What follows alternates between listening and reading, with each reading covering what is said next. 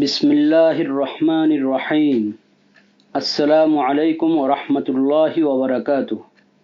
আলহামদুলিল্লাহ ওয়া সালামুন আলা ইবাদিহিল্লাযীনা ইসতাফা, আম্মা বা'দ।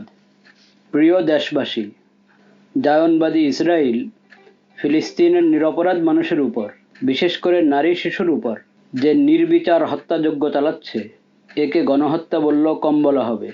বলার অপেক্ষা রাখে না। এর দ্বারা তারা গোটা মানবতার শত্রুতে পরিণত হয়েছে।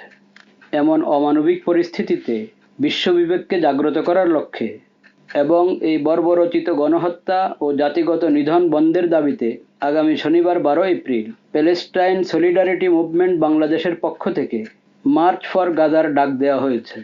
দলমত নির্বিশেষে সবাই শান্তিপূর্ণভাবে এই কর্মসূচিতে অংশ নেওয়ার চেষ্টা করি।